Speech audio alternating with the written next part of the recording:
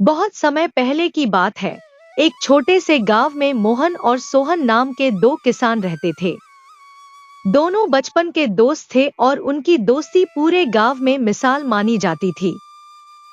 हालांकि दोनों के स्वभाव और काम करने के तरीके में जमीन आसमान का अंतर था।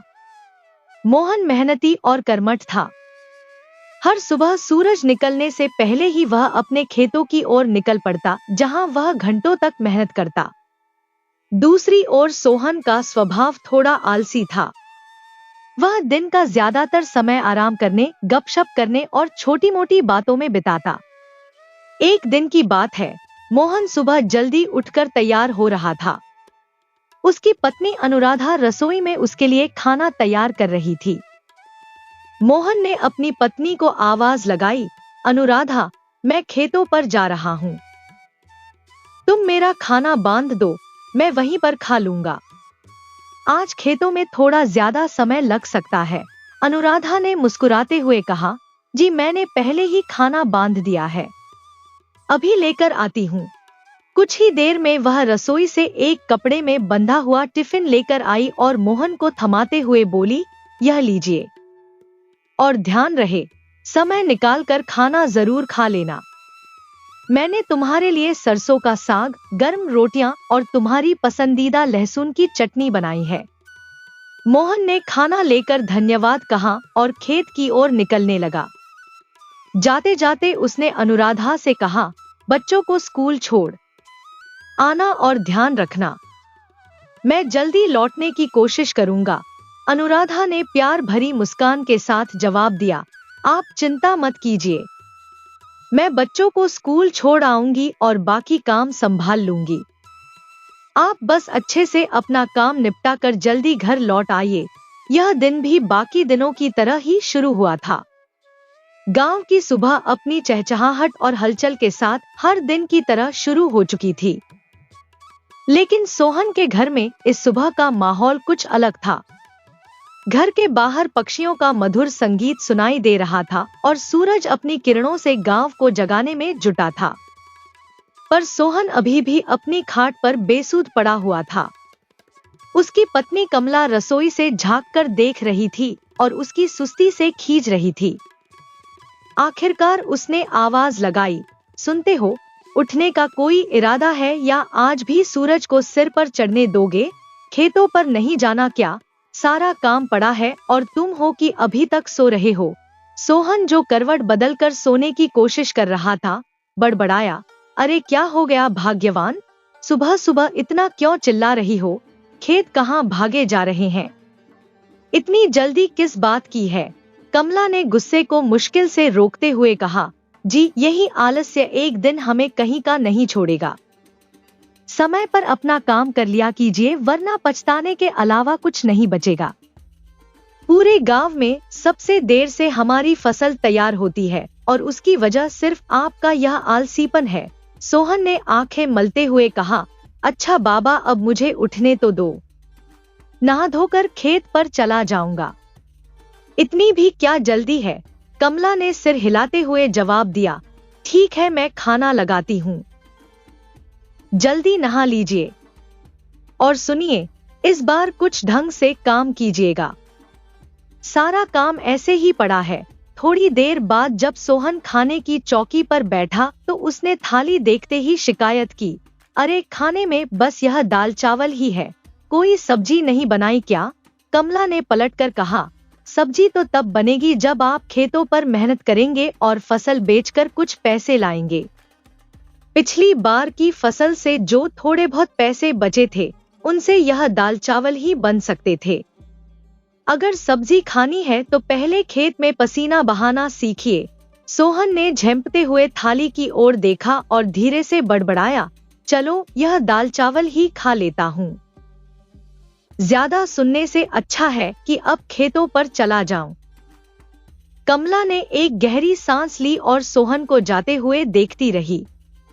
उसकी आंखों में उम्मीद थी कि शायद इस बार उसका पति आलस्य छोड़कर मेहनत का मूल्य समझेगा।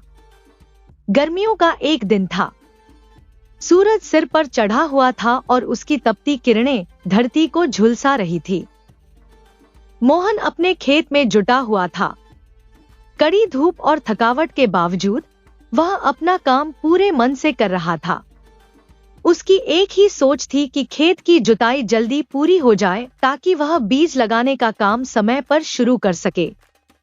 उसी समय पास के खेत में बैठे सोहन ने मोहन को पुकारा, अरे मोहन भाई, आज ही सारा खेत जोतने का इरादा है क्या? कुछ कल के लिए भी छोड़ दो। मोहन ने हल चलाते हुए मुस्कुराकर जवाब दिया, सोहन भाई, बस थोड़ा सा ही काम बचा है। सोचा इसे आज ही खत्म कर लूं ताकि कल से बीज बोने का काम शुरू कर सकूं। समय पर फसल तैयार होनी चाहिए, नहीं तो बाजार में अच्छे दाम नहीं मिलेंगे।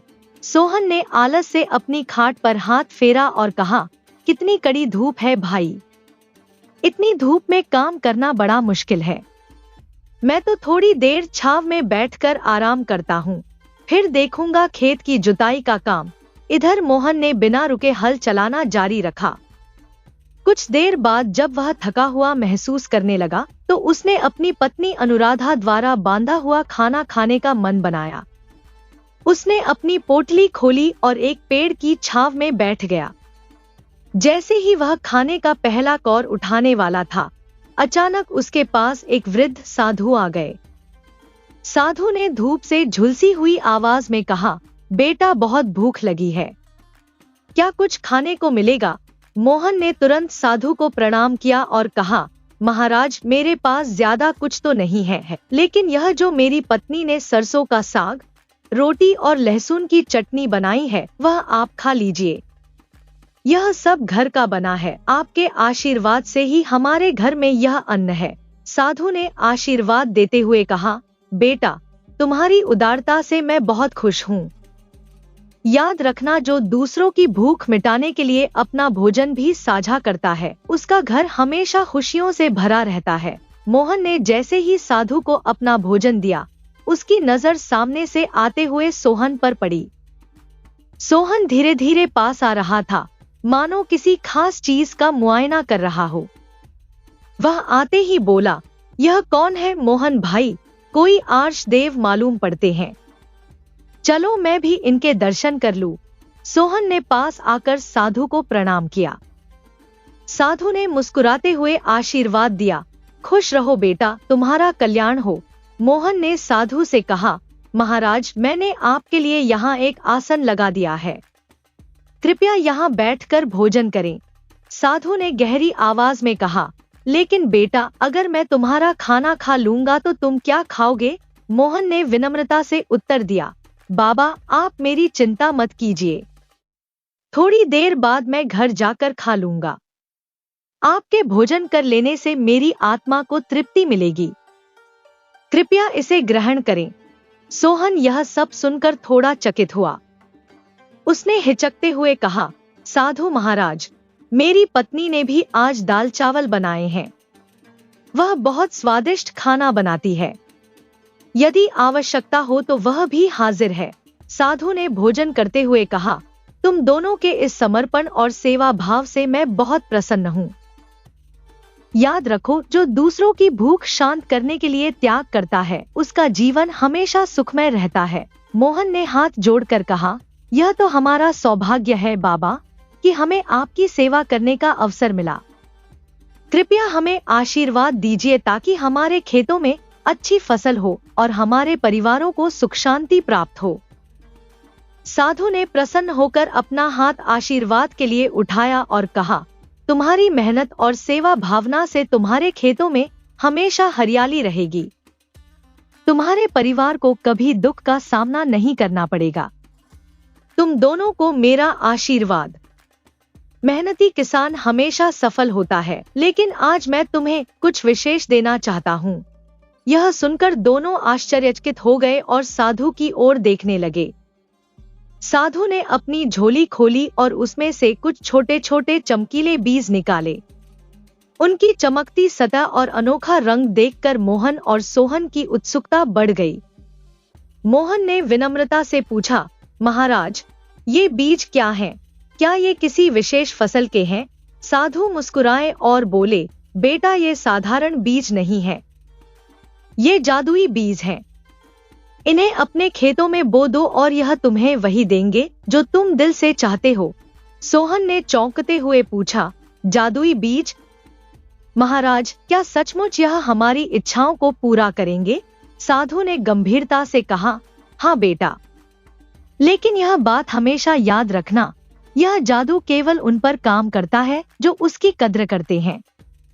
यह बीज अपने आप में अपार शक्ति रखते हैं, लेकिन अगर तुम इनकी सही देखभाल नहीं करोगे तो तुम्हें उनसे कुछ नहीं मिलेगा।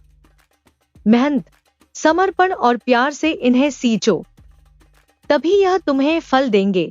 मोहन ने श्रद्धा से बीज को अपने हाथ में लिया और कहा, हम आपकी इस अमूल्य भेंट के लिए बहुत आभारी हैं महाराज। मैं इन बीजों की अच्छे से देखभाल करूंगा और इन्हें रोज पानी दूंगा। सोहन अब तक सोच में डूबा हुआ था। बोला, लेकिन महाराज, अगर यह जादुई है तो क्या हमें इतनी मेहनत करने की जरूरत है? साधु ने सोहन की ओर गहरी नजरों से देखा और बोले, याद रखना बेटा, जादू भी उन्हीं के लिए काम करता है जो उसके लिए मेहनत करते हैं। आलस्य और लापरवाही से यह बीज सूख जाएंगे। अगर तुम इनकी कद्र नहीं करोगे तो इनसे तुम्हें कुछ नहीं मिलेगा। हर दिन इन्हें अपने प्रयासों और मेहनत से सींचना होगा, तभी यह तुम्हारी इच्छाओं को साकार करेंगे। दोनों ने सिर झुकाकर साधु की बात को स्वीकार किया। मोहन ने कहा, जी महाराज, हम आपकी बात समझ गए। हम इन बीजों का ध्यान रखेंगे और इन्हें बड़े प्यार और मेहनत से सींचेंगे। साधु मुस्कुराए और बोले, अच्छा बेटा, अब मैं यहाँ से प्रस्थान करता हूँ।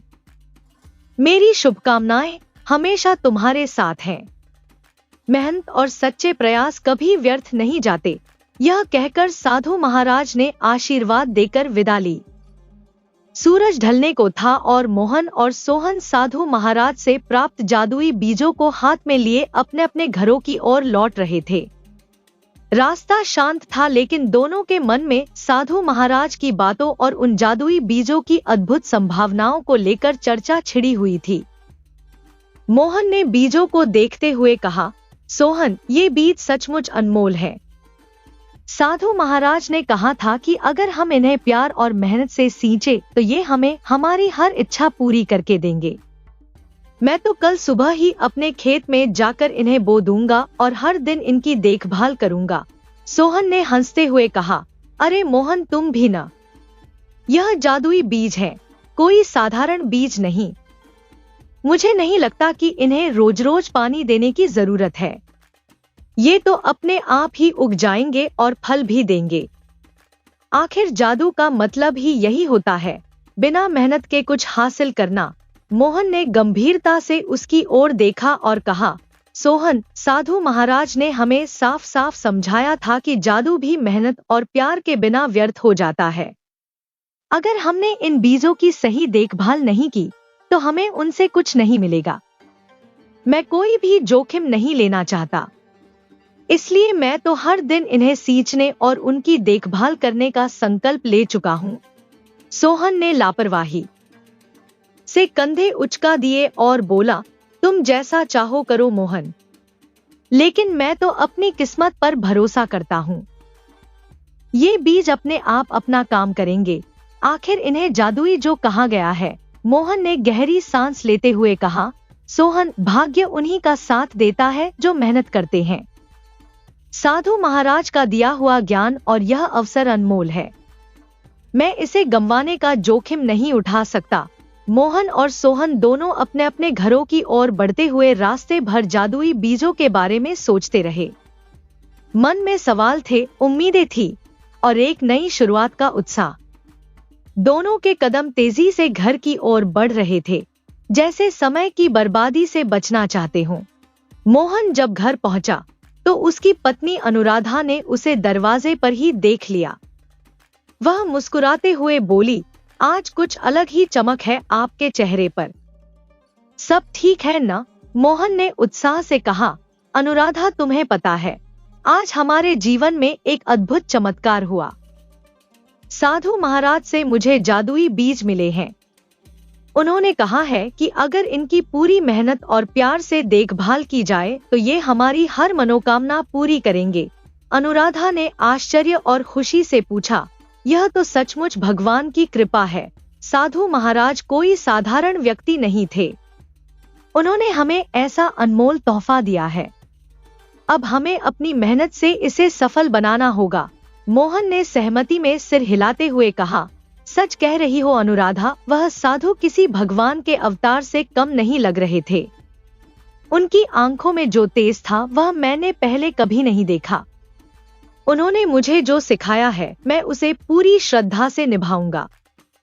सबसे पहले मैं इन बीजों को अपने खेत में सबसे सही और उपयुक्त जगह में बो दूंगा और रोज उनकी सेवा करूंगा। अनुराधा ने उत्साह से कहा, यह तो बहुत अच्छी बात है।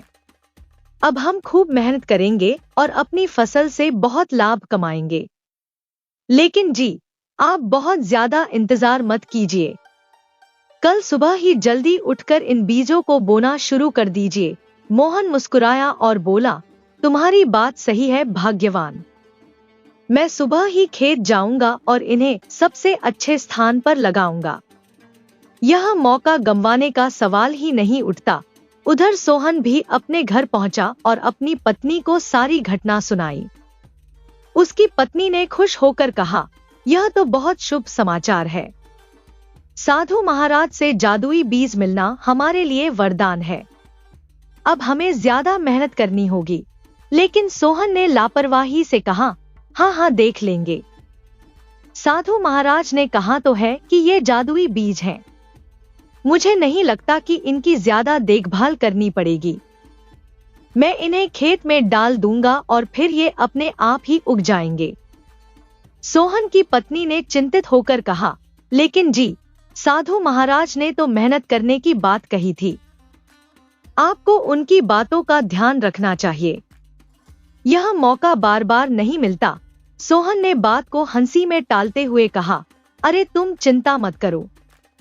जादू है, अपना काम खुद करेगा। बस तुम मेरे लिए कुछ खाने का इंतजाम करो। मैं कल जाकर बीज बो दूंगा। सुबह की पहली किरण खिड़की से झांक रही थी, लेकिन मोहन अभी भी गहरी नींद में था। तभी उसकी पत्नी अनुराधा की आवाज ने कमरे की शांति को तोड़ा। अरे सुनते हो, आप अभी तक सो रहे हैं? आज खेतों में बीज रोपाई करनी है और आप हैं कि अभी तक बिस्तर पर पड़े हुए हैं। जल्दी उठिए। साधु महाराज ने जो जादुई बीज दिए हैं उन्हें बोने का दिन आज है। मोहन ने करवट बदलते हुए कहा, हाँ हाँ भाग्यवान, उठ रहा हूँ। मुझे सब याद है। तुम क्यों बार बार मुझे याद दिला रही हो? अनुराधा ने खींचते हुए कहा, जी आप ऐसे निश्चिंत होकर सो रहे हैं जैसे कुछ हुआ ही ना हो। मुझे तो लगा आप सब भूल गए होंगे। मोहन ने अपनी आंखें मलते हुए कहा, नहीं, मैं कुछ भी नहीं भूला हूँ। साधु महाराज की दी हुई बात मेरे मन में गूंज रही है। अब तुम जल्दी से खाना लगाओ। मैं अभी तैयार होकर आता हूँ। दूसरी ओर सोहन के घर में भी कुछ ऐसा ही दृश्य था। उसकी पत्नी उसे आवाज लगाते हुए कह रही थी, अजी सुनिए, आप अभी तक सो रहे हैं? साधु महाराज के दिए जादुई बीज आज बोने हैं। कब उठेंगे? सोहन ने आलस भरी आवाज में कहा, अरे तुम भी सुबह सुबह शुरू हो गई। मुझे सब याद है। वैसे भी ये जादुई बीज है, ज्यादा मेहनत की जरूरत थोड़ी है। मैं अभी उठता हूँ। दोनों किसान अपने अपने खेतों की ओर निकल पड़े। मोहन ने अपने खेत पर पहुंचते ही सबसे उपयुक्त स्थान चुना। उसने पूरे मन से खेत को साफ किया, मिट्टी को तैयार किया और फिर जादुई बीजों को रोपने लगा। हर बीज को वह अपनी हथेलियों में रखकर ध्यान से देखता, जैसे उसे एक नई उम्मीद सौंप रहा हो। बीज बोने के बाद उसने मिट्टी पर पानी छिड़कते हुए कहा, अब से मैं तुम्हारी देखभाल करूंगा। तुम्हें अपने प्यार और मेहनत से सींचूंगा। उधर सोहन अपने खेत पर पहुंचा, लेकिन उसकी सोच अलग थी। उसने बिना ज्यादा ध्यान दिए बीजों को एक कोने में डाला और मिट्टी से ढक दिया। वह बड़बड़ाते हुए बोला, इतनी मेहनत की क्या जरूरत है? ये बीज तो जादुई है, अपना काम खुद कर लेंगे। मैं बस इंतजार करूंगा कि ये कब फल देंगे। शाम का वक्त था। सूरज ढलने के साथ ही मोहन अपने घर लौट आया। घर की चौखट पर खड़ी अनुराधा ने उसे आते देखा और मुस्कुराते हुए पूछा, तो जी, खेतों का काम अच्छे से निपट गया ना?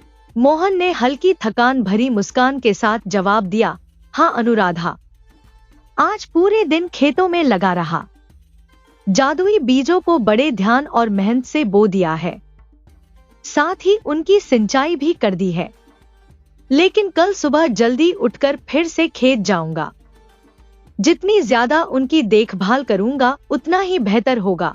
अनुराधा की आंखों में संतोष और उम्मीद की चमक थी।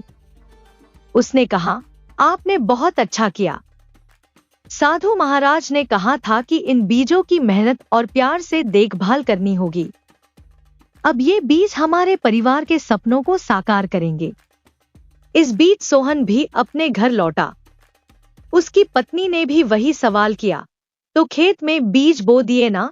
सोहन ने बेपरवाही से जवाब दिया, हाँ भाग्यवान, आज उन जादुई बीजों को खेत में डाल दिया। पत्नी ने उत्सुकता से पूछा, साधु महाराज ने कहा था कि बीजों को रोजाना प्यार और मेहनत से सींचना होगा। आपने पानी तो डाला होगा ना? सोहन ने सिर खुजाते हुए जवाब दिया, नहीं, आज पानी डालने का समय ही नहीं मिला। बीज बोने में ही पूरा दिन निकल गया। कल जाकर पानी डाल दूंगा। आखिर ये जादुई बीज हैं, इन्हें इतनी जल्दी कुछ नहीं होगा।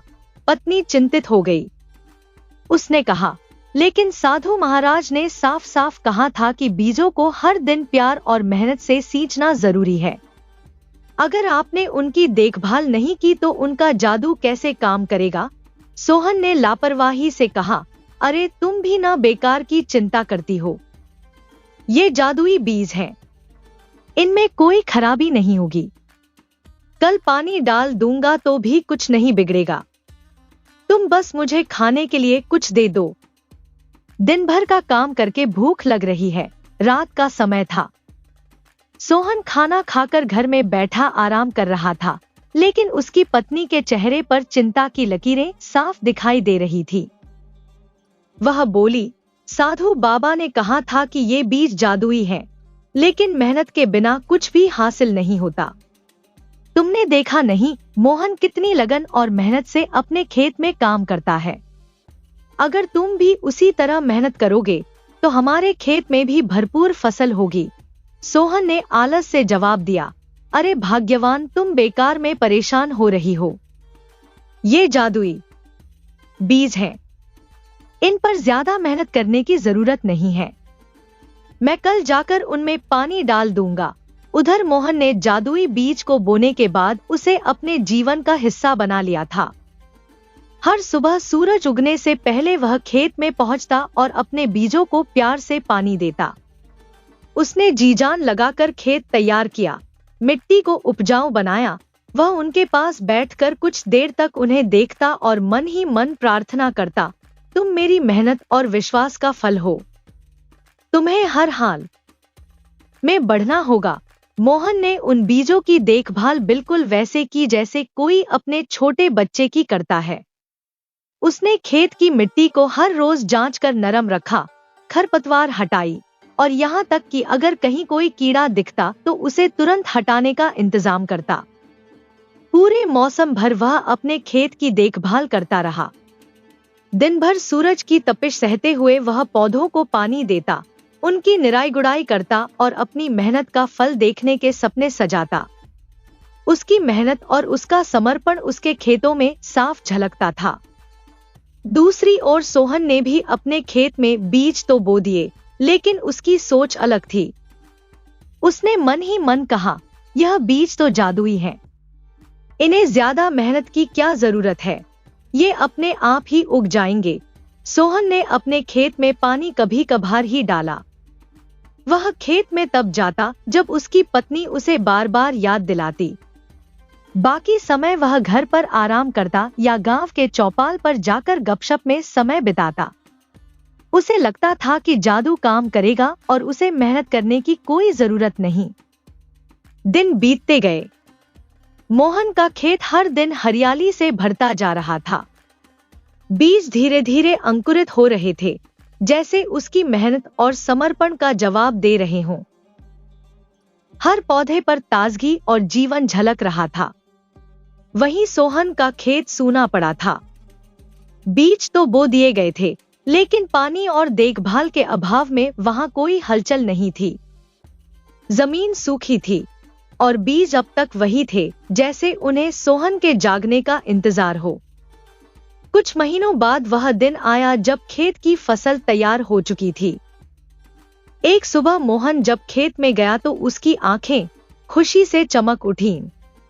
उन बीजों से बैंगन की फसल हुई थी। यह फसल देखने में इतनी सुंदर थी कि मोहन के मन में गर्व और उत्साह उमड़ पड़ा।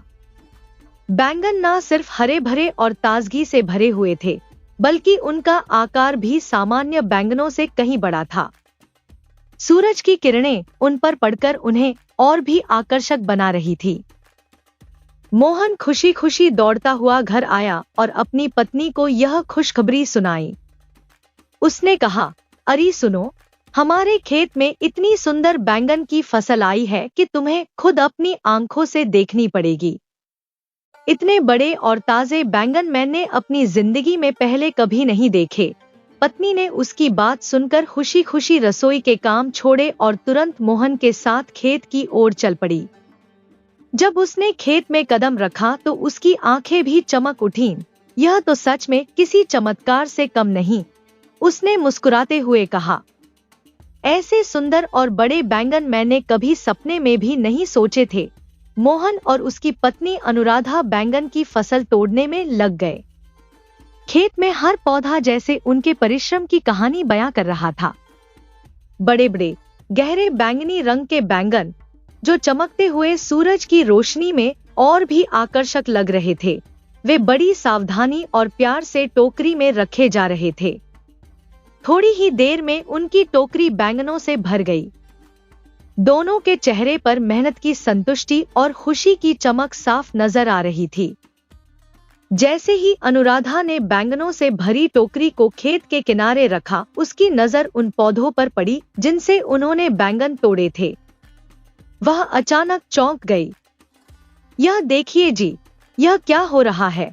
उसने उत्साहित होकर मोहन को पुकारा। मोहन ने सिर घुमाकर देखा और दंग रह गया। जिन पौधों से वे अभी बैंगन तोड़ चुके थे, उनमें दोबारा नए नए बैंगन लटकते नजर आ रहे थे। ऐसा लग रहा था जैसे बैंगन के पौधे हर बार उन्हें नई सौगात देने को तैयार थे। अनुराधा, यह तो चमत्कार है, मैंने ऐसा पहले कभी नहीं देखा, मोहन ने विस्मय से कहा। उसकी आंखों में खुशी और हैरानी एक साथ झलक रही थी। हाँ जी, ये बीज तो सच में जादुई लगते हैं। अभी हमने इतने सारे बैंगन तोड़े और फिर से इतने ही बैंगन उगाए। ऐसा लगता है कि इनकी फसलें कभी खत्म ही नहीं होंगी, अनुराधा ने हंसते हुए कहा। दोनों ने खुशी खुशी एक बार फिर बैंगन तोड़ने का काम शुरू कर दिया। हर बार टोकरी भरने के बाद जब वे पौधों की तरफ देखते, तो फिर से नए बैंगन तैयार मिलते। यह सिलसिला तब तक चलता रहा जब तक उनकी सारी टोकरियां बैंगनों से नहीं भर गईं। मोहन ने गहरी सांस लेते हुए कहा, अनुराधा, अब तो हमारा भाग्य ही बदल गया। इन बैंगनों को बेचकर हम अच्छा पैसा कमाएंगे, और अगर यह सिलसिला चलता रहा तो हमें कभी फसल की चिंता नहीं करनी पड़ेगी। अनुराधा ने सहमति में सिर हिलाते हुए मुस्कुराया। सच में ईश्वर ने हमें ऐसा वरदान दिया है जिसकी हमने कभी कल्पना भी नहीं की थी। अब हर दिन हमारे जीवन में नई खुशियां आएंगी। उधर सोहन भी अपने खेतों का निरीक्षण करने पहुंचा, लेकिन वहां का नजारा देखकर वह हैरान और परेशान हो गया। उसके खेत में बस छोटे छोटे पौधे उगे थे जिनमें एक भी फल नहीं था। मिट्टी सूखी थी और पौधे जैसे किसी देखभाल की पुकार कर रहे थे। सोहन गुस्से और उलझन में भर गया। यह कैसे हो सकता है? उसने खुद से कहा। साधु महाराज ने तो कहा था कि ये बीज जादुई हैं। फिर इनमें फल क्यों नहीं आए? लगता है उन्होंने मुझे धोखा दिया। ये बीज जादुई नहीं, बल्कि साधारण है। तभी सोहन की नजर मोहन के खेत पर पड़ी। वहां का दृश्य अद्भुत था। बैंगन की लहराती फसलें, बड़ी बड़ी और चमकदार, पूरे खेत को ढक रही थी। हर पौधा ताजगी और समृद्धि से भरा हुआ था। यह देखकर सोहन के दिल में जलन और जिज्ञासा का मिश्रण पैदा हुआ। वह बिना समय गवाए मोहन के पास पहुंचा। मोहन, सोहन ने कहा, यह बताओ तुम्हारी फसल इतनी सुंदर और लहलहाती कैसे है? तुम्हारे खेत में तो जैसे जादू हुआ है। लगता है उन साधु महाराज ने तुम्हें असली बीज दिए और मुझे नकली। उन्होंने मेरे साथ धोखा किया है, मोहन ने मुस्कुराते हुए कहा। सोहन, ऐसा कुछ नहीं है। साधु महाराज ने हमें वही बीज दिए थे, लेकिन उन्होंने एक महत्वपूर्ण बात कही थी। ये बीज तभी फल देंगे जब इन्हें प्यार और मेहनत से सींचा जाएगा। सोहन ने हैरानी से पूछा, प्यार और मेहनत, इसका मतलब? मोहन ने समझाया, जब से मैंने बीज बोए मैं रोज सुबह अपने खेत पर आया। मैंने पौधों को समय पर पानी दिया, मिट्टी को उपजाऊ बनाया, निराई गुड़ाई की और पौधों से जैसे बातें की। मैंने हर दिन उनकी देखभाल की जैसे वे मेरे अपने बच्चे हों। मेरी मेहनत और लगन का नतीजा ही है कि आज मेरा खेत इतना हरा भरा है। फिर मोहन ने गंभीर स्वर में कहा, सोहन, मैंने तुम्हें कभी खेतों में मेहनत करते नहीं देखा। तुम बस साधु महाराज के जादू पर निर्भर रहे। लेकिन जादू तभी काम करता है जब मेहनत और समर्पण उसका साथ दें। शायद इसीलिए तुम्हारी फसल इतनी अच्छी नहीं हो पाई। मोहन की बात सुनकर सोहन का सिर शर्म से झुक गया। उसे एहसास हुआ कि उसने सचमुच अपने खेत की ठीक से देखभाल नहीं की। तुम सही कहते हो मोहन, मैंने मेहनत नहीं की और बस किस्मत के सहारे बैठा रहा। अब मैं समझ गया हूँ कि सफलता का असली जादू मेहनत और समर्पण में छिपा है। सोहन जब मोहन की बात सुनकर अपने खेत की तरफ लौटा तो उसका मन बेचैनी से भरा हुआ था। खेत में छोटे छोटे सूखे और बेजान पौधों को देखकर उसके दिल में पछतावे की लहर उठी। उसने धीरे धीरे अपनी गलती को समझना शुरू किया। अरे नहीं, मैंने यह क्या कर दिया? सोहन ने खुद से कहा। ये बीज तो सच में जादुई थे, लेकिन मैंने इनका ठीक से ध्यान नहीं दिया। अगर मैंने इन्हें समय पर पानी दिया होता, मिट्टी को उपजाऊ बनाया होता और इनकी देखभाल की होती, तो आज मेरे भी खेत मोहन के खेतों की तरह लहलहा रहे होते। सोहन ने अपने सिर पर हाथ रखा और गहरी सांस ली। यह सब मेरी आलसीपने और लापरवाही का नतीजा है। मैंने सोचा था कि जादुई बीज अपने आप चमत्कार कर देंगे, लेकिन मैं भूल गया कि हर जादू के पीछे मेहनत की जरूरत होती है। सोहन ने अब ठान लिया कि वह अपनी गलती से सीखेगा। उसने खुद से वादा किया, अगली बार मैं आलस को दूर रखूंगा, अपने खेत की पूरी जिम्मेदारी से देखभाल करूंगा। जादुई बीज तो साधु महाराज ने हमें दिए थे, लेकिन असली जादू तो मेरी मेहनत में छिपा है। अब मैं इस सच्चाई को कभी नहीं भूलूंगा। उधर मोहन ने अपने खेत से बैंगन की भरपूर फसल बाजार में बेची। उसकी मेहनत रंग लाई और उसे खूब लाभ हुआ। गांव भर में मोहन के बैंगनों की चर्चा हो रही थी। हर कोई उसकी लगन और समर्पण की तारीफ कर रहा था। उस जादुई फसल की कहानी धीरे धीरे पूरे गांव में फैल गई। हर कोई मोहन के खेत की जादुई फसल देखने आता और उसकी तारीफ करता। मोहन और अनुराधा की जिंदगी अब पहले से कहीं ज्यादा खुशहाल हो गई थी। उनका खेत अब मेहनत, आशीर्वाद और चमत्कार का प्रतीक बन गया था। दोस्तों, मोहन और सोहन की यह कहानी हर किसी के लिए एक सबक बन गई। जादू, भाग्य या चमत्कार से ज्यादा महत्व मेहनत, लगन और समय पर सही प्रयास का होता है। मोहन ने यह बात अपने कर्म से साबित की और सोहन ने अपनी गलती से यह सीखा। जीवन में सफलता का असली रहस्य यह है कि हम अपने सपनों को साकार करने के लिए कितनी मेहनत करते हैं। अगली कहानी। श्यामनगर नामक छोटे से गांव में बलराज नाम का एक व्यक्ति रहता था। बलराज अपने परिश्रम और ईमानदारी के लिए पूरे गांव में जाना जाता था। हालांकि उसके जीवन में खुशियों की छाव ज्यादा देर टिक नहीं पाई। उसकी पत्नी का निधन तब हो गया था जब उनका बेटा गोपाल मात्र कुछ ही साल का था। इस दुखद घटना के बावजूद बलराज ने हार नहीं मानी। उसने ठान लिया कि वह दूसरी शादी नहीं करेगा, बल्कि खुद ही अपने बेटे की परवरिश करेगा और उसे जीवन के हर संघर्ष से लड़ना सिखाएगा। गोपाल ने भी अपने पिता के गुणों को आत्मसात किया।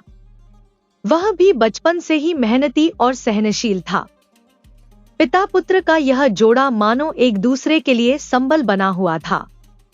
उनका जीवन सादा और कठिनाइयों से भरा हुआ था, लेकिन उनके दिलों में एक दूसरे के प्रति अटूट प्रेम था। बलराज और गोपाल दोनों ही राजा जयचंद के महल में काम करते थे। राजा उन्हें उनकी दिन भर की कड़ी मेहनत के बदले सिर्फ 2 किलो अनाज दिया करता था। यह अनाज उनके जीवन को मुश्किल से चला पाता था। हर दिन की शुरुआत भूख और संघर्ष के साथ होती थी और अंत एक अधभरे पेट के साथ। हालांकि उनकी यह गरीबी उनके आत्मसम्मान और मेहनत की भावना को कभी डिगा नहीं सकी। बलराज और गोपाल ने परिस्थितियों को कभी खुद पर हावी नहीं होने दिया। वे जानते थे कि भूख और गरीबी उनके इरादों को कमजोर नहीं कर सकती। उनका यह साहस और धैर्य ही उनकी असली ताकत थी। एक दिन जब सूरज ढल रहा था और झोंपड़ी के अंदर हल्का अंधेरा छाने लगा था, गोपाल ने गहरी चिंता के साथ अपने पिता से कहा, पिताजी, क्या हमें हमेशा इसी तरह भूखे रहकर जीना पड़ेगा? राजा हमें इतना कम अनाज देता है कि न तो पेट भरता है, न शरीर में ताकत बचती है। हम दिन ब दिन कमजोर होते जा रहे हैं। अगर हम ऐसा ही करते रहे तो एक दिन काम करने लायक भी नहीं रहेंगे। मुझे लगता है हमें यह नौकरी छोड़ देनी चाहिए और कोई और रास्ता तलाशना चाहिए। शायद किसी और शहर में जाकर हमें बेहतर काम और सम्मान मिल सके।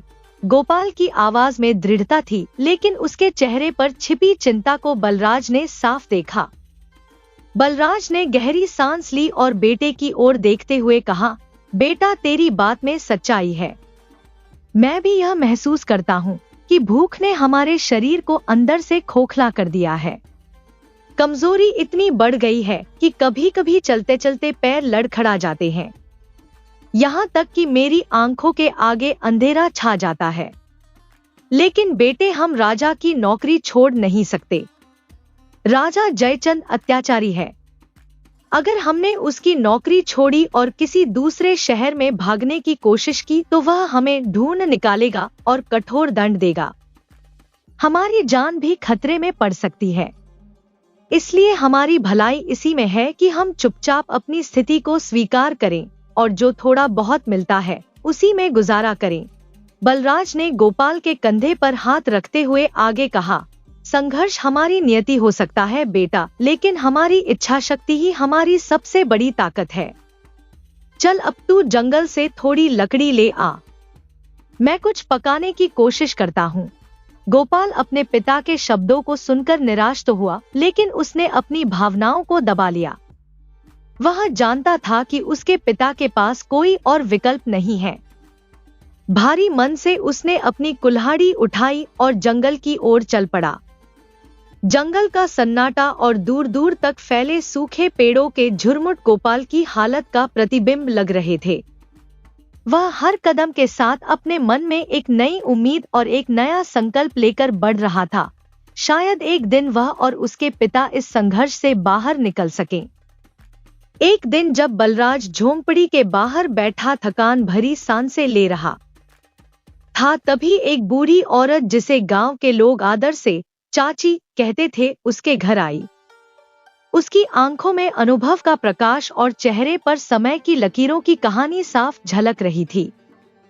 वह बलराज को देख गंभीर आवाज में बोली, बलराज, तूने अपनी जिंदगी हमेशा मेहनत और तकलीफों में गुजारी है। अब तो थोड़ा आराम कर ले। तूने कभी चैन की रोटी खाई भी है क्या? देख, तेरा बेटा अब जवान हो गया है। क्यों न उसकी शादी कर ले? घर में बहू आएगी तो कम से कम तुम दोनों का खाना बनाने का झंझट तो खत्म होगा। तुम मजदूरी करके आते हो, फिर भी भूखे पेट रोटियां सेंकते हो। बहू आ जाएगी तो थोड़ा तो सुकून मिलेगा तुझे। चाची की बात सुनकर बलराज एक पल के लिए खामोश हो गया। उसने गहरी सांस ली और धीमे स्वर में कहा, चाची, गोपाल की शादी को तो 1 साल हो चुका है। यह सुनकर चाची हैरानी में पड़ गई। उसकी आंखें चौड़ी हो गईं और आवाज में आश्चर्य झलका। क्या कहा? गोपाल की शादी को 1 साल हो चुका है, लेकिन तुमने कभी किसी को बताया क्यों नहीं? आखिर ऐसी कौन सी बात थी जो तुमने इसे सबसे छिपाए रखा? बलराज ने हल्की मुस्कान के साथ सिर झुकाया और जवाब दिया, चाची, बात छिपाने जैसी कोई बात नहीं है। गोपाल की बहू अभी अपनी माँ के घर पर है। चाची बलराज की बात सुनकर गुस्से और हैरानी के बीच झूलने लगी। उसकी आवाज में अब पहले से ज्यादा कठोरता थी। वह झुककर बलराज की आंखों में देखने लगी, मानो उसकी आत्मा तक झांकना चाहती हो। माँ के घर क्यों है बहू? तूने उसे वहाँ क्यों छोड़ रखा है बलराज? बेटे की शादी क्या बहू को मायके में रखने के लिए की जाती है? यह तो गलत बात है। तू अपने बेटे से कहता क्यों नहीं कि वह अपनी पत्नी को लेकर आए? आज ही गोपाल को भेज और उसे लेकर आ। बलराज ने सिर झुका लिया। उसकी आवाज भारी और थकी हुई थी, जैसे दिल के बोझ को जुबान पर लाना उसे और ज्यादा तोड़ रहा हो। कैसे भेज दूं चाची? उसने धीरे से कहा, हमारे पास तो एक चारपाई तक नहीं है जिस पर वह बेचारी आकर बैठ सके। हमारा घर खाली है चाची, और ना ही मेरे पास इतने पैसे हैं कि मैं चारपाई खरीद सकूं। बलराज की आवाज कुछ पल को रुकी, फिर वह और धीमे स्वर में बोला, गोपाल के पास भी पहनने को ढंग के कपड़े नहीं हैं। उसके पास केवल 2 जोड़ी पुराने कपड़े हैं, जिन पर इतने पैबंद लगे हैं कि अब गिनती भी भूल चुका हूँ। पैबंद वाले कपड़े पहनकर भला वह अपने ससुराल कैसे जाएगा? लोग क्या कहेंगे? मेरी गरीबी तो मैं सहन कर लेता हूँ, पर बहू और बेटे को इस शर्मिंदगी में नहीं डाल सकता। चाची ने बलराज की बात सुनी तो उसके माथे पर गहरी लकीरें पड़ गईं। उसने हाथ उठाकर झल्लाते हुए कहा, अरे वाह रे बलराज, मैं तो तुझे समझदार आदमी मानती थी, लेकिन तू तो भलमनसाहत के चक्कर में खुद को मूर्ख बना बैठा है। यह भी भला कोई वजह हुई जो तूने बहू को उसकी माँ के घर छोड़ा हुआ है? मैं तो सोच रही थी कि कोई बड़ी वजह होगी, कोई गंभीर बात होगी, लेकिन यहाँ तो चारपाई और कपड़ों जैसी छोटी छोटी बातों ने तुझे रोक रखा है। चाची ने अपने गुस्से को थोड़ा थामा और फिर दृढ़ स्वर में बोली, सुन बलराज, अब इस बहानेबाजी का अंत होना चाहिए। तूने अपनी बहू को मायके में बहुत दिन तक रहने दिया, अब वह अपने घर आनी चाहिए। चारपाई नहीं है, मैं दूंगी तुझे चारपाई। गोपाल के कपड़े फटे पुराने हैं, मैं उसके लिए नए कपड़े लेकर आऊंगी। अब और कोई बहाना नहीं चलेगा। इतना कहकर चाची अपनी लाठी पकड़कर तेजी से अपने घर की ओर चली गई, जैसे उसने इस समस्या का हल खोजने का दृढ़ निश्चय कर लिया हो। बलराज वहीं बैठा चाची के तेज कदमों को देखता रहा और पहली बार उसकी आंखों में एक छोटी सी उम्मीद की किरण चमकी। शायद चाची की मदद से उसका टूटा हुआ घर फिर से जुड़ने लगे। रात का सन्नाटा चारों ओर गहराता जा रहा था, लेकिन बलराज की आंखों में नींद का नामोनिशान नहीं था। वह बांस की खाट पर लेटा हुआ बार बार करवटें बदल रहा था। विमला चाची की बातें उसके मन में गूंज रही थी। चाची सही कहती है, उसने खुद से कहा, गोपाल की बहू को घर लाना चाहिए। अगर वह आ जाएगी तो न केवल घर की रौनक बढ़ेगी, बल्कि हमें घर के कामों से भी राहत मिल जाएगी। आखिर वह इस घर की बहू है, उसे मायके में रखने का कोई औचित्य नहीं। अगली सुबह बलराज ने अपने संकोच को परे रखते हुए चाची के घर जाने का फैसला किया। उसने दरवाजे पर दस्तक दी। चाची ने जैसे ही दरवाजा खोला, बलराज की झुकी हुई नजरें उसकी मुश्किलों का बयान कर रही थी। चाची ने बिना कुछ कहे अंदर बुलाया। क्या बात है बलराज? चाची ने सहजता से पूछा। बलराज ने धीरे धीरे अपनी बात रखी। चाची, तुमने जो कहा वह सही है, मुझे बहू को घर लाना ही होगा। लेकिन मेरे पास चारपाई नहीं है और गोपाल के पास पहनने लायक कपड़े भी नहीं। क्या तुम मेरी थोड़ी मदद करोगी? चाची ने उसकी बात सुनी और उसकी तरफ सांत्वना भरी नजरों से देखा। तू चिंता मत कर बलराज, मैं तेरे लिए चारपाई और गोपाल के लिए कपड़े देती हूँ। तेरी बहू को उसका हक मिलना चाहिए। इतना कहकर चाची ने एक मजबूत चारपाई और कपड़ों का एक नया जोड़ा लाकर बलराज के हाथों में थमा दिया। बलराज उन चीजों को लेकर अपने घर लौटा। जैसे ही उसने चारपाई को घर के कोने में रखा, गोपाल ने उत्सुकता से पूछा, पिताजी यह चारपाई आप कहाँ से लाए हैं? बलराज ने मुस्कुराते हुए कहा, बेटा यह चारपाई विमला चाची ने दी है, और देख तेरे लिए उन्होंने ये नए कपड़े भी दिए हैं। गोपाल ने हैरानी और संकोच भरे स्वर में पूछा, लेकिन पिताजी विमला चाची ने यह सब क्यों दिया है? बलराज ने गंभीरता से जवाब दिया, बेटा यह सब तेरी बहू के लिए है। चाची ने चारपाई तेरी बहू के आराम के लिए दी है और ये कपड़े तुझे ससुराल जाने के लिए। अब मैं चाहता हूँ कि तू कल सुबह यह नए कपड़े पहनकर अपनी पत्नी को लेने जाए। बहू को अब अपने घर लाना चाहिए। गोपाल कुछ क्षण चुप रहा, फिर चिंतित स्वर में बोला, लेकिन पिताजी हम अपना पेट ही मुश्किल से भर पा रहे हैं। ऐसे में हम मालती को क्या खिलाएंगे? वह हमारे घर का हाल देखेगी तो क्या सोचेगी? कहीं वह यह न सोचे कि हमने उसे इस गरीबी में झोंक दिया है। बलराज ने गहरी सांस ली। उसकी आंखों में अनुभव और धैर्य का भाव था। उसने कहा, बेटा मैं यह सब जानता हूँ, हमारा हाल क्या है यह भी जानता हूँ, लेकिन बहू को जिंदगी भर मायके में भी तो नहीं छोड़ा जा सकता। वह इस घर की बहू है, उसका हक यही है कि वह हमारे साथ रहे। रिश्ते गरीबी या अमीरी से नहीं, भरोसे और अपनापन से निभते हैं। उसे लाना ही होगा। जब वह घर आएगी तो धीरे धीरे सब कुछ ठीक हो जाएगा। इसलिए कल ही जा और उसे लेकर आ। गोपाल ने पिता की बात सुनी और सिर झुकाकर सहमति जताई। ठीक है पिताजी, जैसी आपकी इच्छा। मैं कल ही मालती को लेकर आऊंगा। उस रात बलराज के चेहरे पर संतोष की हल्की झलक थी। उसे महसूस हुआ कि उसने एक सही निर्णय लिया है, एक ऐसा निर्णय जो न केवल उनके घर में रौनक लौटाएगा बल्कि उनके परिवार को जोड़कर रखेगा। अगले दिन सुबह सुबह गोपाल विमला चाची के दिए हुए नए कपड़े पहनकर आत्मविश्वास से अपने ससुराल के लिए रवाना हो गया। ससुराल पहुंचते ही गोपाल का भव्य स्वागत किया गया। ससुराल वाले बहुत खुश थे कि दामाद जी इतने दिनों बाद घर आए हैं। गोपाल को तरह तरह के पकवान खिलाए गए और पूरे हफ्ते उसे वहां मान सम्मान और प्यार से रखा गया। हफ्ते भर बाद गोपाल अपनी पत्नी मालती को लेकर अपने गांव की ओर लौटने लगा। मालती उसके साथ थी, लेकिन गोपाल के दिल में एक चिंता घर किए बैठी थी।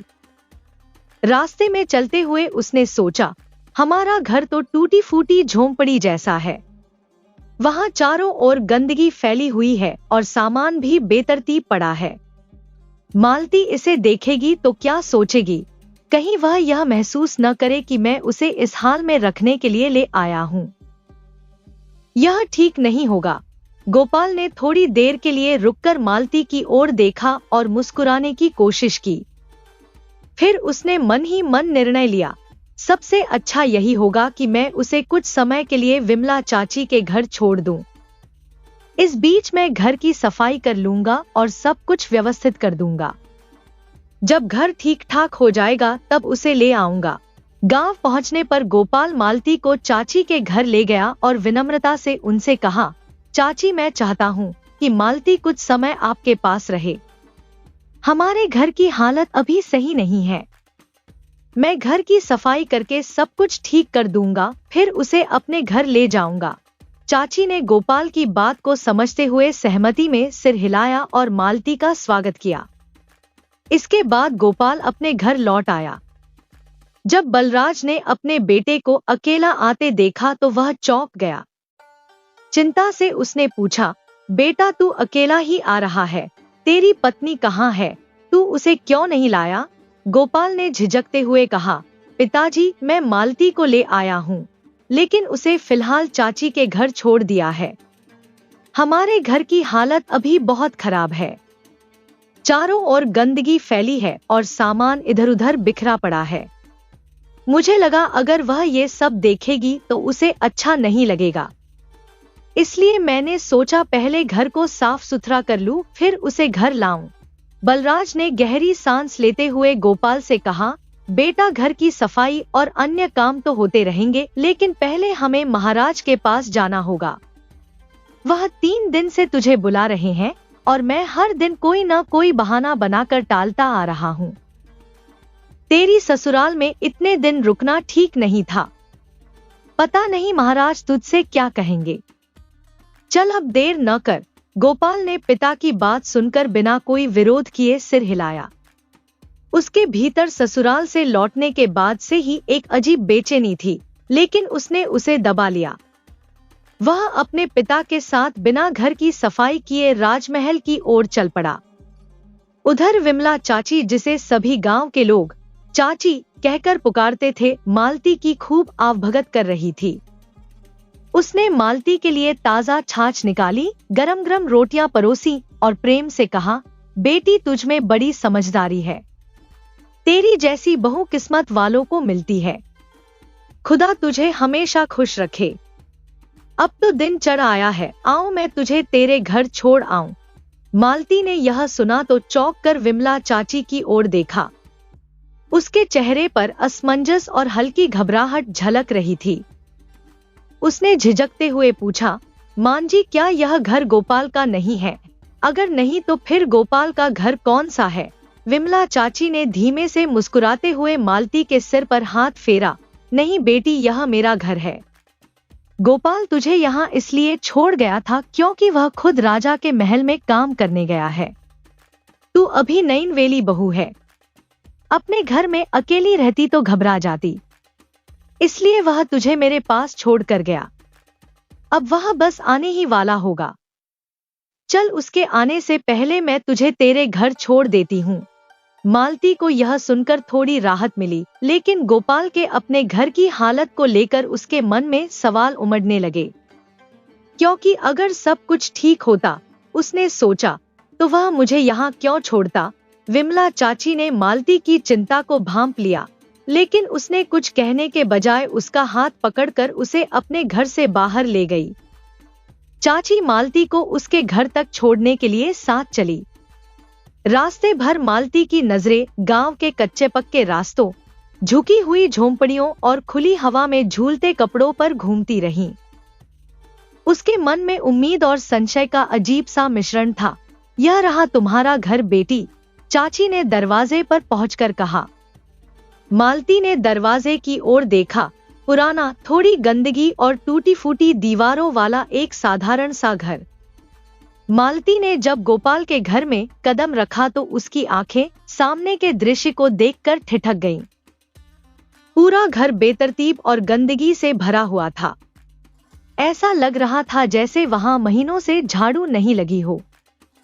दीवारों पर धूल और मकड़ी के जाले लटके हुए थे और फर्श पर बिखरी मिट्टी ने घर को उजाड़ का सा रूप दे दिया था। कोने में रखे 2-3 जोड़ी पुराने कपड़े, जिन पर जगह जगह पैबंद लगे थे, धूल से इतने ढके हुए थे कि उनके असली रंग पहचानना मुश्किल हो रहा था। मालती की निगाहें चारों ओर घूमी और उसका दिल भारी हो गया। उसे यकीन नहीं हो रहा था कि यह वही घर है जहां उसका नया जीवन शुरू होने वाला था। हर कोना जैसे उसकी हिम्मत का इम्तिहान ले रहा था। उसकी आंखों में आंसू भर आए। वह दीवार के सहारे बैठ गई और मन ही मन खुद से सवाल करने लगी, हे भगवान, क्या यह वही घर है जिसके बारे में मैंने सपने देखे थे? मैंने पिछले जन्म में ऐसी कौन सी गलती की थी कि इस जन्म में मुझे ऐसी सजा मिली है? यहाँ न तो कोई सुख सुविधा है, न ही कोई अपनापन झलकता है। मैं यहाँ कैसे रहूंगी? उसके आंसू चुपचाप गालों पर लुढ़कने लगे। हर सांस जैसे उसके दिल पर एक बोझ डाल रही थी। उसे यह सोचकर और भी तकलीफ हुई कि गोपाल ने उसे पहले से इस हालत के बारे में कुछ नहीं बताया। क्या वह नहीं समझ सकता था कि मुझे यह सब देखकर कैसा लगेगा? क्या यही मेरा भविष्य है? लेकिन मालती के भीतर का दर्द धीरे धीरे एक दृढ़ता में बदलने लगा। उसने आंसू पोंछे और खुद को संभालते हुए सोचा, शायद भगवान ने मुझे इस घर में किसी मकसद से भेजा है। अगर यह घर उजाड़ है तो इसे संवारने की जिम्मेदारी मेरी है। मुझे हिम्मत नहीं हारनी चाहिए। मालती दिल की मजबूत और दिमाग की तेज थी। हालात को समझते हुए उसने खुद को संभाला और सोचा, शायद यह मेरे नसीब का ही एक हिस्सा है। मुश्किलें आती हैं, लेकिन उनका सामना करने का साहस ही इंसान को बड़ा बनाता है। अगर यह मेरी परीक्षा है तो मुझे इसे पास करना ही होगा। यह सोचकर वह तुरंत उठ खड़ी हुई। अपनी सारी घबराहट और उदासी को किनारे रखते हुए उसने चारों ओर बिखरे सामान को गौर से देखा और एक योजना बनाई। उसने सबसे पहले एक पुरानी झाड़ू ढूंढी और सफाई में लग गई। उसकी मेहनत और सलीके ने जल्द ही गंदगी को दूर कर दिया। जहां पहले धूल और बिखराव था, वहां अब सफाई और व्यवस्था का आभास होने लगा। उसने दीवारों से जाले हटाए, फर्श पर जमी मिट्टी को पोंछा और कोनों में पड़े कपड़ों को झाड़कर तह किया। कुछ ही घंटों में घर की शक्ल बदल गई। हालांकि घर अभी भी सादा था, लेकिन अब उसमें एक अपनापन झलकने लगा। यह सब करने के बाद मालती ने बुढ़िया की दी हुई चारपाई को साफ कपड़े से ढका और उस पर बैठ गई। उसकी आंखें दरवाजे की ओर थी। वह बेसब्री से गोपाल और बलराज का इंतजार करने लगी। शाम ढलने लगी। अंधेरा धीरे धीरे घर के अंदर घुसने लगा और मालती का धैर्य टूटने लगा। घर के बड़े होने और उसमें अकेले होने का एहसास अब उसके दिल को डराने लगा। सन्नाटा इतना गहरा था कि उसे अपनी सांसें भी तेज सुनाई देने लगी। उसके मन में तरह तरह के विचार उमड़ने लगे। अगर इस अंधेरे में कोई अजनबी घर में घुस आए तो, अगर कोई गैर मर्द यहाँ आकर मुझसे दुर्व्यवहार करे तो, डर के मारे उसका दिल तेज धड़कने लगा। वह बार बार दरवाजे की ओर देखती, लेकिन गोपाल और बलराज का कहीं कोई पता नहीं था। उसने अपने डर को दूर भगाने की कोशिश की, लेकिन घर का खालीपन उसे बार बार घेरने लगा। तभी दरवाजे पर खटपट की आवाज हुई। मालती ने चौंक कर उधर देखा। उसकी बेचैनी और घबराहट पल भर में राहत में बदल गई जब उसने देखा कि गोपाल और बलराज घर के अंदर दाखिल हो रहे थे। उनके हाथों में एक छोटा सा अनाज का थैला था। गोपाल थका हुआ दिख रहा था, लेकिन उसकी आंखों में हल्की सी मुस्कान थी, जैसे वह जानता हो कि अब घर में उसका इंतजार करने वाला कोई अपना है। जब गोपाल और बलराज घर में दाखिल हुए तो उनके कदम रुक गए।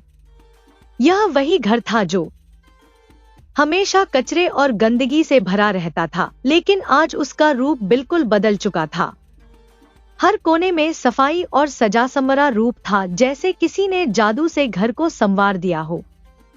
दीवारों पर चिपकी धूल हट चुकी थी, फर्श पर झाड़ू का जादू था और हर सामान अब अपनी जगह पर रखा था। घर के भीतर की ताजगी और सौंदर्य देखकर दोनों बाप बेटे खुशी से झूम उठे। यह बदलाव उनके लिए किसी चमत्कार से कम नहीं था। बलराज ने खुशी से कहा, बेटा यह क्या कर दिया तुमने? घर तो जैसे नया बन गया है। अब सच में ये घर हमारी मेहनत की पहचान बन गया है। गोपाल ने मुस्कुराते हुए कहा, आपको अच्छा लगा पिताजी? घर के अंदर जो गंदगी और अव्यवस्था थी वो अब नहीं रही। अब हम सबका जीवन भी कुछ ऐसा ही व्यवस्थित हो सकता है। फिर गोपाल ने राजा से मिले 2 किलो अनाज का थैला अपनी पत्नी मालती के पास रखा और कहा, लो इसे पका लो, बहुत तेज भूख लगी है। मालती ने अनाज के थैले को देखा और फिर उस पर नजर डाली। 3 लोगों के लिए इतना कम अनाज देखकर वह थोड़ी हैरान हो गई। उसने गोपाल से पूछा, गोपाल यह अनाज तो 3 लोगों के लिए बहुत कम है। क्या तुमने राजा से थोड़ा और अनाज नहीं लिया? गोपाल ने अपने दिल की बात कही। मालती, यह वही अनाज है जो राजा मुझे और पिताजी को एक दिन की मेहनत के बदले देता है। हमारा काम बहुत कठोर होता है, लेकिन राजा से हमें बस यही मिलता है। अब तुम ही बताओ हमें कहाँ से ज्यादा अनाज लाना चाहिए। मालती ने गोपाल से गंभीरता से कहा, तुम लोग पूरी तरह से मेहनत करते हो, दिन रात काम करते हो और फिर राजा तुम्हें सिर्फ 2 किलो अनाज देकर बहला देता है। यह तो सीधी नाइंसाफी है। उसकी आवाज में गहरी चिंता और आक्रोश था। वह गोपाल के श्रम और संघर्ष को समझ रही थी और उसका दिल पिघल गया था।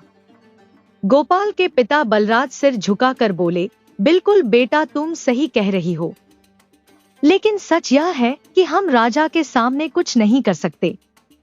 वह हमारी मेहनत और हमारी बातों की कोई कीमत नहीं समझता।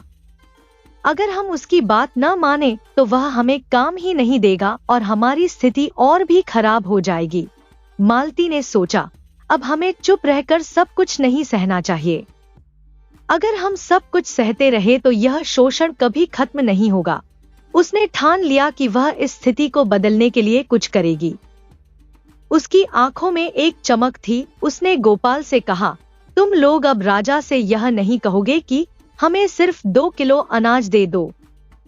कल से जब तुम राजा के पास जाओ तो उसे साफ साफ कहो, महाराज, इस 2 किलो अनाज में हमारा पेट नहीं भरता, हम भूखे रहते हैं और यह स्थिति हमें बहुत कठिनाई में डाल देती है। आपकी कृपा होगी अगर आप हमारा अनाज 2 किलो से बढ़ाकर 5 किलो कर दें। और सुनो, राजा से यह कहते हुए तुम बिल्कुल भी डरना मत।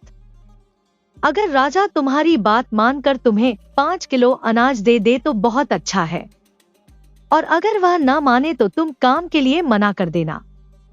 अगर राजा को तुम्हारी मेहनत की जरूरत होगी तो वह तुम्हें काम देंगे, वरना वह खुद तुम्हें काम पर रखेंगे नहीं। मालती का आत्मविश्वास देख गोपाल और बलराज थोड़े चौंके, लेकिन उनकी आंखों में एक नई उम्मीद भी जग गई। गोपाल बोला, मालती, तुम ठीक कहती हो, लेकिन क्या तुम जानती हो कि राजा क्या कर सकता है? वह इस बात को ऐसे नहीं छोड़ने वाला। अगर हमने उसे यह कहा तो वह हमें कड़ी सजा दे सकता है, हमारी जुबान तक कटवा सकता है। उसकी क्रूरता को तुम ठीक से समझ नहीं रही हो। मालती ने बड़ी दृढ़ता और साहस से कहा, ऐसे कैसे राजा तुम्हारी जुबान कटवा देंगे? क्या तुमने किसी का कुछ छीना है? न किसी को लूटा, न चोरी की और न ही कोई झूठ बोला, तो फिर डरने की क्या बात है? जब तुमने कोई अन्याय नहीं किया तो अपना हक मांगने में झिझक क्यों? याद रखना, जो अपना हक मांगने की हिम्मत नहीं करता वो जीवन में कुछ भी बड़ा हासिल नहीं कर सकता। इसलिए मेरी बात मानो और एक बार राजा के पास जाकर अनाज बढ़ाने की बात जरूर करो। मालती की बातों में आत्मविश्वास और सच्चाई झलक रही थी।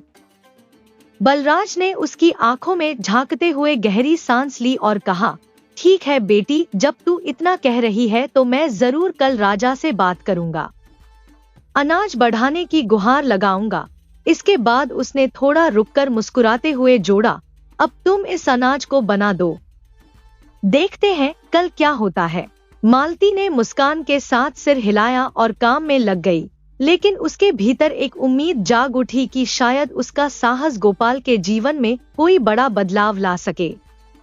अगले दिन गोपाल और उसके पिता बलराज हिम्मत जुटाकर राजा के दरबार में पहुंचे। भरी सभा के बीच बलराज ने विनम्र लेकिन दृढ़ स्वर में अपनी बात रखी, महाराज, मैं आपके पास अपने अनाज के हिस्से के लिए प्रार्थना लेकर आया हूँ। हम दिन रात कड़ी मेहनत करते हैं, लेकिन बदले में हमें केवल 2 किलो अनाज मिलता है।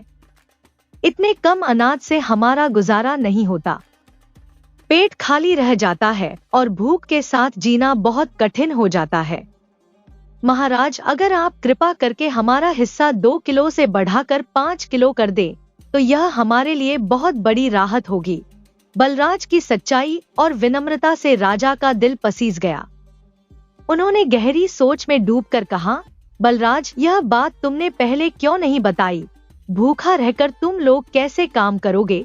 यह तो मेरे लिए भी शर्म की बात है कि मेरे राज्य के मेहनती मजदूर पेट भर खाना नहीं खा पा रहे। आज से ही तुम्हारा अनाज 5 किलो नहीं बल्कि 6 किलो कर दिया जाएगा। फिर राजा ने अपने मंत्री की ओर देखा और आदेश दिया, मंत्री जी, इस बात का ध्यान रखा जाए कि बलराज ही नहीं बल्कि हमारे सभी मजदूरों का अनाज बढ़ाया जाए। यह सुनिश्चित किया जाए कि कोई भी भूखा न सोए। राजा के इस न्यायपूर्ण और उदार फैसले को सुनकर बलराज और गोपाल की आंखें खुशी से चमक उठीं। उनके चेहरे पर राहत और कृतज्ञता झलक रही थी। दोनों ने विनम्रता से झुककर राजा का धन्यवाद किया और 6 किलो अनाज लेकर घर लौटे। जब मालती ने गोपाल के सिर पर भारी अनाज की थैली देखी तो उसकी आंखों में सवालों की झलक उभरी। थैली का वजन और गोपाल के चेहरे की चमक सब कुछ कह रही थी। उसने उत्सुकता से पूछा, यह थैला देखकर लगता है कि राजा ने तुम्हारी बात मान ली है। बताओ क्या हुआ दरबार में? राजा ने कुछ कहा तो नहीं? गोपाल ने थैले को धीरे से जमीन पर रखते हुए मुस्कुराकर कहा, बेटी, राजा ने केवल हमारी बात मानी ही नहीं बल्कि हमारी उम्मीद से ज्यादा दिया। हमने उनसे अपनी मेहनत के लिए 5 किलो अनाज मांगा था, लेकिन महाराज ने हमारी हालत देखकर 6 किलो अनाज दे दिया। और सिर्फ हमें ही नहीं बल्कि हर मजदूर का हिस्सा बढ़ाने का आदेश भी दिया। गोपाल ने गहरी सांस लेते हुए कहा, हम राजा से बेवजह डर रहे थे। सच तो यह है कि महाराज बहुत न्यायप्रिय और दयालु हैं। उन्होंने हमारी मेहनत का सही मूल्य समझा और हमारी भूख का दर्द महसूस किया। मालती की आंखें खुशी से भर आईं। उसने कहा, यह सब इसलिए हुआ क्योंकि तुमने हिम्मत की। सच कहूं, मेहनत और सच्चाई की आवाज को कोई दबा नहीं सकता। सारे घरवाले इकट्ठा हुए और उस दिन उनके चेहरे पर भूख की नहीं, संतोष और उत्साह की चमक थी। बलराज ने मालती को दुआओं से नवाजा और उसकी होशियारी की हर कोई प्रशंसा करने लगा। मालती न केवल बुद्धिमान थी बल्कि दूरदर्शी भी। राजा द्वारा दिए गए 6 किलो अनाज में से वह हर दिन आधा अनाज बचा लेती और आधे से परिवार का भोजन तैयार करती। धीरे धीरे उसने 2 महीने तक यही व्यवस्था जारी रखी और घर में कुछ अनाज जमा कर लिया। एक दिन वह बलराज के पास गई और बहुत सोच समझकर बोली, बाबूजी, अब समय आ गया है कि हम अपनी जरूरतों को फिर से राजा के सामने रखें। आपने देखा है, मैंने इन 2 महीनों में घर के हालात संभाले, लेकिन अब यह अनाज 3 लोगों के लिए काफी नहीं होगा। आप महाराज से जाकर कहना कि मैंने गोपाल की शादी कर दी है और अब हमारे घर में 3 सदस्य हैं। हमारी स्थिति को समझते हुए अगर महाराज थोड़ा और अनाज बढ़ा दे तो हमारा जीवन बेहतर हो सकता है। बलराज ने उसकी बात सुनकर सहमति में सिर हिलाया और कहा, बेटी, तुमने हमेशा सही सलाह दी है। मैं कल ही महाराज से यह बात कहूंगा। अगले दिन शाम को बलराज और गोपाल अपनी मेहनत का दिन पूरा करके राजा के दरबार पहुंचे। दरबार की भव्यता के बीच बलराज ने विनम्रता से राजा को संबोधित किया, महाराज, आपकी कृपा से हम अच्छा जीवन जी रहे हैं, लेकिन मैं एक नई बात लेकर आया हूँ। मैंने अपने बेटे गोपाल की शादी कर दी है और अब हमारे परिवार में 3 सदस्य हो गए हैं। जो अनाज हमें मिलता है वह अब पर्याप्त नहीं है। अगर आपकी दया हो और हमारा हिस्सा थोड़ा बढ़ा दिया जाए तो यह आपकी बहुत बड़ी कृपा होगी।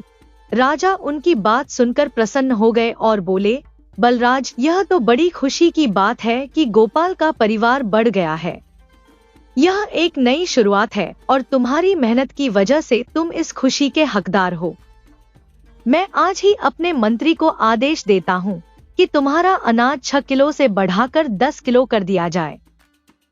तुम्हारी और तुम्हारे परिवार की मेहनत का पूरा सम्मान होगा। राजा के इस उदार निर्णय से बलराज और गोपाल का दिल गर्व और खुशी से भर गया। उन्होंने विनम्रता से झुककर राजा को धन्यवाद दिया और खुशी खुशी घर लौटे। दोनों बाप बेटे जब राजा के दरबार से 10 किलो अनाज लेकर घर लौटे तो मालती की खुशी का ठिकाना न रहा। थैले का वजन और उसके भीतर छिपी मेहनत की चमक ने जैसे उसके सपनों को पंख दे दिए। उसने अनाज को संभालते हुए मन ही मन एक नई योजना बना ली। अब वह पहले से भी ज्यादा सोच समझकर घर चलाने लगी। हर दिन आधे से भी ज्यादा अनाज बचा लेती और शेष अनाज से पूरे परिवार का पेट भरने के लिए स्वादिष्ट खाना तैयार करती। यह सिलसिला 8 महीनों तक चलता रहा। इन 8 महीनों में मालती ने इतनी चतुराई से अनाज इकट्ठा कर लिया कि उनका घर एक छोटे से गोदाम में तब्दील हो गया।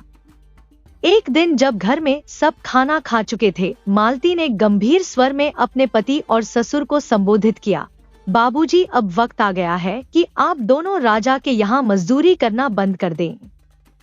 कब तक आप अपनी पूरी जिंदगी दूसरों की सेवा में खपा देंगे? मजदूरी से हमें सिर्फ 2 वक्त की रोटी तो मिल सकती है, लेकिन इससे कभी हमारे सपने पूरे नहीं होंगे। हमें अपनी जिंदगी को बेहतर बनाना है और इसके लिए कुछ बड़ा सोचना होगा। बलराज ने मालती की बात सुनकर चिंता भरे स्वर में पूछा, बेटी, अगर हम मजदूरी छोड़ देंगे तो फिर क्या करेंगे? हम खेती करने की स्थिति में नहीं हैं। इस तरह तो भूखों मरने की नौबत आ जाएगी। मालती मुस्कुराई। उसकी आंखों में आत्मविश्वास की चमक थी। उसने जवाब दिया, बाबूजी, आप चिंता करना छोड़ दीजिए। राजा से जो अनाज हमें मिलता था उसमें से मैंने हर दिन आधे से ज्यादा बचाकर काफी अनाज इकट्ठा कर लिया है। अब हमारे पास इतना अनाज है कि हम न केवल अपना गुजारा कर सकते हैं बल्कि इसे बाजार में बेचकर नई शुरुआत कर सकते हैं। मालती ने आत्मविश्वास से भरे स्वर में आगे कहा, अब आप लोग राजा के अनाज पर निर्भर रहना छोड़ दें और बाजार में अपनी दुकान खोलें। हमारे पास जो अनाज जमा है उससे शुरुआत करें। भगवान ने चाहा तो कुछ ही दिनों में हमारा कारोबार अच्छा चलने लगेगा। अपनी मेहनत को अब एक नई दिशा देने का वक्त आ गया है। बलराज ने उसकी बात को गंभीरता से लिया और मुस्कुराते हुए कहा, तू बिल्कुल सही कह रही है बेटी। मैं आज ही बाजार में दुकान ढूंढता हूँ और कल से हम अपने नए काम की शुरुआत करेंगे। उसी दिन बलराज ने बाजार में एक छोटी सी दुकान किराए पर ले ली। अगली सुबह सारा अनाज सहेजकर वे बाप बेटे दुकान पर पहुंचे। दुकान पर ताजा अनाज उचित दाम का पट लगाते ही ग्राहकों का ध्यान खिंचा। बलराज और गोपाल ने ग्राहकों का स्वागत विनम्रता और ईमानदारी से किया। देखते ही देखते उनकी दुकान पर भीड़ जुटने लगी। तौल का तराजू और सटीक दाम ने उनकी ईमानदारी की छाप छोड़ दी। कुछ ही दिनों में उनकी दुकान ने बाजार में पहचान बना ली। ग्राहक हर दिन बढ़ने लगे और दुकान पर हमेशा एक रौनक बनी रहती। बलराज और गोपाल जब भी दुकान से घर लौटते तो उनके चेहरों पर संतोष और खुशी साफ झलकती। साथ ही वे घर के लिए कभी फल, कभी कपड़े और कभी मिठाई लेकर आते। बलराज ने एक दिन मालती से कहा, बेटी, यह सब तेरी सूझबूझ और समझदारी का नतीजा है। तेरे विचारों ने हमें मजदूरी से ऊपर उठाकर कारोबार का रास्ता दिखाया। अब हमारे घर में न सिर्फ पेट भर खाना है बल्कि खुशियां भी लौट आई हैं। मालती मुस्कुराई और बोली, बाबूजी, यह सब आपकी मेहनत और गोपाल की लगन का नतीजा है। हम सभी ने मिलकर जो सपना देखा था वह अब सच हो रहा है। उस छोटे से घर में अब खुशियों की बहार थी। दुकान से आने वाली आमदनी ने उनकी जिंदगी में स्थिरता और गरिमा भर दी थी। मालती की सूझबूझ और परिवार की मेहनत ने उन्हें राजा के मजदूर से बाजार का एक सम्मानित व्यापारी बना दिया। एक शांत दोपहर में मालती अपने घर के बाहर चौखट पर बैठी थी। हल्की हवा के साथ आई धूल की परत को हटाते हुए उसकी नजर अचानक कोने में किसी चमकती हुई चीज पर पड़ी। कौतूहलवश वह उठी और पास जाकर देखने लगी। यह कोई साधारण वस्तु नहीं थी। यह तो एक बेहद खूबसूरत सोने का हार था जिसकी चमक मालती की आंखों को चौंका रही थी। उसकी सांसें कुछ पल के लिए थम गईं। इतना कीमती हार यहाँ कैसे पड़ा हो सकता है? मालती ने बुदबुदाते हुए हार को उठाया और चारों ओर नजर दौड़ाई, लेकिन आसपास कोई नजर नहीं आया। वह जल्दी से हार लेकर घर के भीतर गई और उसे ऐसी जगह छुपा दिया जहां किसी की निगाह न पहुंचे। उसका दिल तेजी से धड़क रहा था, लेकिन वह शांत बनी रही। उसी दिन शाम को नगर में ढिंढोरे वाला गलीगली ऐलान करता फिरा। उसकी ऊंची आवाज गूंज रही थी, सुनो सुनो, महारानी का सोने का हार चोरी हो गया है। बताया जाता है कि एक चील रानी के गले से वह हार लेकर उड़ गई। यह हार जिसके पास भी हो वह इसे फौरन राजा को लौटा दे। राजा उस व्यक्ति को मुंह मांगा इनाम देंगे। ढिंढोरे की आवाज नगर के हर कोने तक पहुंच गई। लोग इस घटना को लेकर उत्सुक और हैरान थे। हर गली मोहल्ले में केवल रानी के हार की चर्चा हो रही थी। कुछ लोग हार ढूंढने निकल पड़े तो कुछ आपस में कयास लगाने लगे। जब यह खबर मालती के कानों तक पहुंची तो उसका दिल फिर से तेजी से धड़कने लगा। उसने हार की ओर देखा जो अब उसके घर की एक सुरक्षित जगह पर छुपा हुआ था। उसने गहरी सांस ली और खुद से कहा, यह हार मेरे पास है लेकिन मैं इसके बारे में किसी को कुछ नहीं बताऊंगी। दिन गुजरते गए और राजा की ओर से इनाम का ऐलान बार बार दोहराया जाता रहा लेकिन हार का कोई पता नहीं चला। नगर के लोग हैरान थे कि आखिर वह हार किसके पास हो सकता है। दूसरी ओर मालती हर रोज उस हार को देखकर सोच में डूबी रहती लेकिन उसने किसी से भी इसका जिक्र नहीं किया। राजा रानी के खोए हुए हार को लेकर बेहद परेशान था। एक दिन दरबार में चिंतित स्वर में उसने मंत्री से पूछा, मंत्री क्या हार के बारे में कोई खबर मिली? मंत्री ने विनम्रता से सिर झुकाते हुए कहा, महाराज अभी तक कोई सुराग नहीं मिला है, लेकिन हमारी खोज जारी है। पूरे नगर में निगरानी रखी जा रही है। राजा ने गहरी सांस लेते हुए कहा, ऐसा करो, एक बार फिर पूरे नगर में ऐलान करवाओ। लोगों को यकीन दिलाओ कि उन्हें डरने की जरूरत नहीं है। अगर किसी को हार के बारे में कोई जानकारी है या वह हार किसी के पास है तो बेझिझक दरबार में आकर बताए। जो भी वह हार लौटाएगा उसे मुंह मांगा इनाम दिया जाएगा। मंत्री ने आदेश का पालन किया और ढिंढोरे वाले को बुलाकर पूरी बात समझाई। अगले ही दिन नगर के हर गली मोहल्ले में फिर से ढिंढोरा पिटवाया गया। ढिंढोरे वाले की आवाज गूंज रही थी, सुनो सुनो, महारानी का सोने का हार अब तक नहीं मिला है। अगर किसी भी इंसान को हार के बारे में कुछ भी पता हो तो वह निडर होकर दरबार में जाए और महाराज को बताए। हार लौटाने वाले को राजा मुंह मांगा इनाम देंगे। यह महाराज का वादा है। इस ऐलान ने फिर से नगर के लोगों के बीच हलचल मचा दी। हर कोई इस बात पर चर्चा करने लगा। मालती जो अब तक इस खबर को लेकर चुप थी, उस दिन अपने ससुर बलराज और पति गोपाल से बात करने लगी। उसने कहा, मैंने सुना है कि रानी का हार चील लेकर उड़ गई थी। अब राजा ने दोबारा ऐलान करवाया है कि जो भी उस हार को ढूंढ कर लौटाएगा उसे मुंह मांगा इनाम मिलेगा। लेकिन मुझे एक बात समझ नहीं आ रही, क्या सच में राजा ऐसा इनाम देंगे या यह सब लोगों को डराने के लिए कहा जा रहा है? बलराज ने गहरी आवाज में कहा, नहीं बहू, महाराज कभी झूठ नहीं बोलते।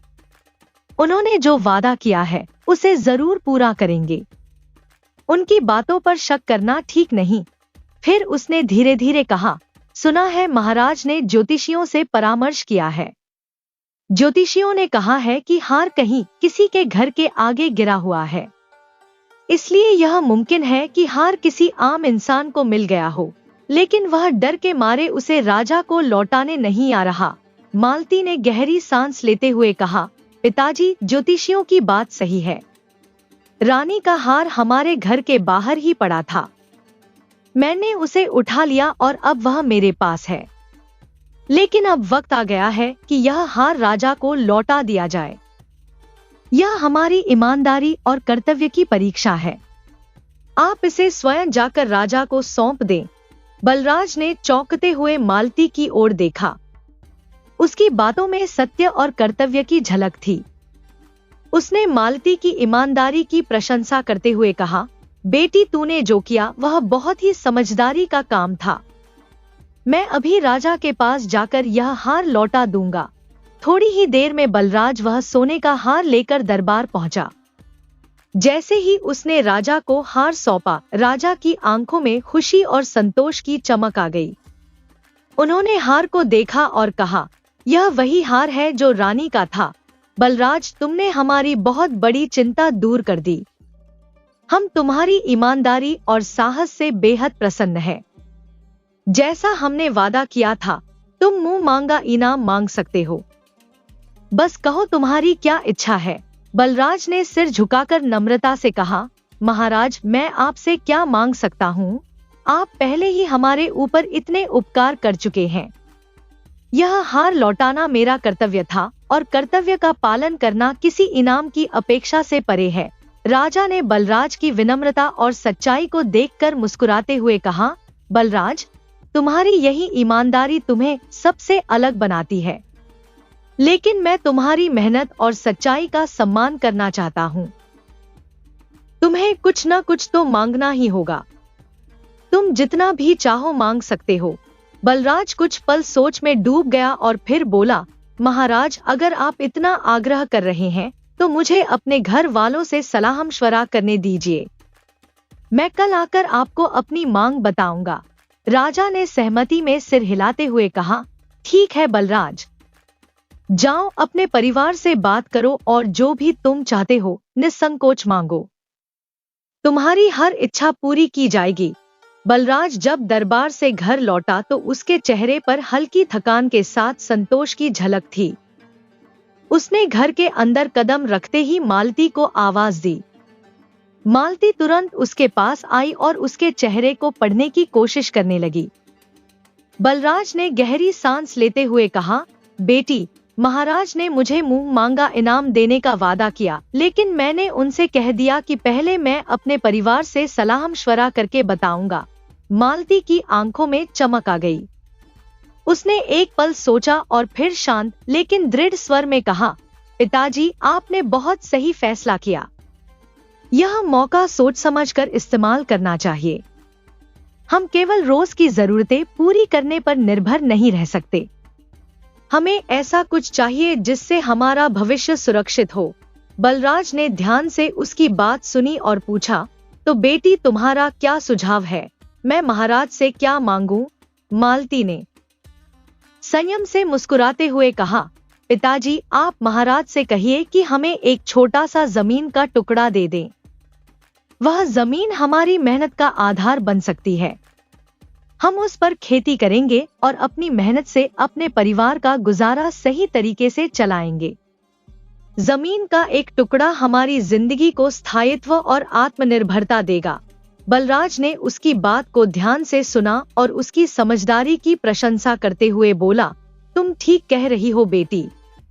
यही एक सही मांग होगी जो न सिर्फ हमारी जरूरतें पूरी करेगी बल्कि हमारे भविष्य को भी बेहतर बनाएगी।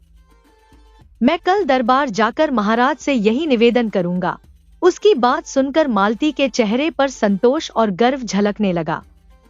अगले दिन बलराज राजमहल के विशाल दरबार में पहुंचा। उसकी आंखों में उम्मीद और चेहरे पर विनम्रता झलक रही थी। राजा अपने सिंहासन पर बैठा था। उसकी गंभीरता और गरिमा हर कोने में महसूस हो रही थी। बलराज ने दरबार के बीच झुककर राजा का अभिवादन किया। राजा ने उसकी ओर देखा और शांत स्वर में पूछा, कहो बलराज, अपने परिवार के साथ विचार विमर्श करके क्या नतीजा निकाला है? बलराज ने सिर झुकाकर आदरपूर्वक उत्तर दिया, महाराज, मेरे परिवार की हालत अब आपकी कृपा पर ही निर्भर है। अगर आप मुझ पर कृपा कर कुछ जमीन प्रदान करें तो मैं उस पर खेती कर अपने परिवार का पालन पोषण कर सकूंगा। तब न मुझे और न मेरे बेटे को मजदूरी के लिए दूसरों के आगे झुकना पड़ेगा। राजा ने बलराज के चेहरे की सच्चाई और मेहनत की झलक को ध्यान से देखा और मुस्कुराते हुए बोले, बलराज, तुम्हारी बातों में ईमानदारी झलकती है। तुम्हारे परिश्रम का मैं पूरा सम्मान करता हूँ। आज से तुम्हारा और तुम्हारे परिवार का भविष्य उज्जवल होगा। मैं तुम्हें 5 बीघा जमीन प्रदान करता हूँ। मेरी प्रार्थना है कि इस जमीन पर तुम्हारी मेहनत के फूल खिलें और तुम्हारा जीवन समृद्धि से भर जाए। इसके बाद राजा ने अपने मंत्री को आदेश दिया, बलराज को 5 बीघा उपजाऊ जमीन तुरंत प्रदान की जाए। यह मेरा वचन है। मंत्री ने सिर झुकाकर आदेश का पालन किया। बलराज की आंखें कृतज्ञता से छलछला उठीं। उस दिन न केवल बलराज को जमीन मिली बल्कि उसे एक नई शुरुआत का वरदान भी मिला। राजा की दयालुता ने बलराज के जीवन को एक नई दिशा दे दी। बलराज को राजा द्वारा दी गई 5 बीघा जमीन उसके जीवन का नया अध्याय लिखने वाली साबित हुई। उसका बेटा गोपाल दिन रात खेत में अपनी मेहनत का पसीना बहाने लगा। सूरज की पहली किरण से लेकर रात के सन्नाटे तक गोपाल की कड़ी मेहनत ने उस जमीन को हरियाली का गहना पहना दिया। उसकी मेहनत का असर साफ दिखने लगा। खेत लहलहाने लगे, फसलें सोने की तरह चमकने लगी। उधर बलराज ने अपनी बहू की सलाह मानकर अनाज की दुकान में अपने अनाज को बेचना शुरू किया और व्यापार को बढ़ाने लगा। अपनी ईमानदारी और व्यवहार कुशलता से उसने जल्दी ही आसपास के गांवों में अपनी दुकान का नाम बना लिया। ग्राहक उसकी दुकान पर खिंचे चले आते थे और व्यापार दिन दूनी रात चौगुनी रफ्तार से बढ़ने लगा। कुछ ही समय में पिता पुत्र की मेहनत और बहू की समझदारी ने ऐसा रंग दिखाया कि उनकी हालत बदलने लगी। बलराज की झोंपड़ी की जगह अब एक शानदार मकान ने ले ली। सफेद दीवारों और नक्काशीदार खिड़कियों वाला यह घर दूर से ही अपनी रौनक बिखेरता था। घर के आंगन में अब बच्चों की खिलखिलाहट गूंजती थी और अंदर सुख समृद्धि की बहार थी। जहां कभी उनके घर में 2 वक्त की रोटी जुटाना मुश्किल था, अब वहां हर सुविधा मौजूद थी। अलमारियां अनाज से भरी रहती और आंगन में दूध देने वाली गायें बंधी रहती। परिवार के हर सदस्य के चेहरे पर संतोष और खुशी झलकती थी। यह सब गोपाल की बहू की दूरदर्शिता और उनकी कड़ी मेहनत का परिणाम था। उनकी गरीबी के दिन ऐसे छूमंतर हुए कि लोग उनकी तरक्की की मिसाल देने लगे। जो कभी संघर्ष का प्रतीक था, वह अब एक प्रेरणा बन चुका था, यह साबित करते हुए कि मेहनत, समझदारी और परिवार का साथ किसी भी मुश्किल को अमीरी और खुशहाली में बदल सकता है। लेकिन दोस्तों, बलराज और गोपाल इतनी सफलता पाकर भी गांव भर की चाची लगने वाली उन विमला चाची के प्रेम और स्नेह को कभी नहीं भूले, जिनकी दया और समझ की वजह से यह सब कुछ संभव हुआ था। बलराज और गोपाल विमला चाची का मां की तरह सम्मान करते और ममता तो विमला चाची की सेवा खूब दिल लगाकर करती। वह विमला चाची के खाने पीने से लेकर उनके स्वास्थ्य का भी ध्यान रखती और बिल्कुल अपनी मां की तरह उनके साथ गृहस्थी की हर समस्या पर चर्चा करती और उनसे सलाह भी लेती। इस प्रकार अब सब एक साथ खुशी खुशी जीवन को अत्यंत उत्साह और उमंग के साथ मिलजुल कर जीने लगे। धन्यवाद।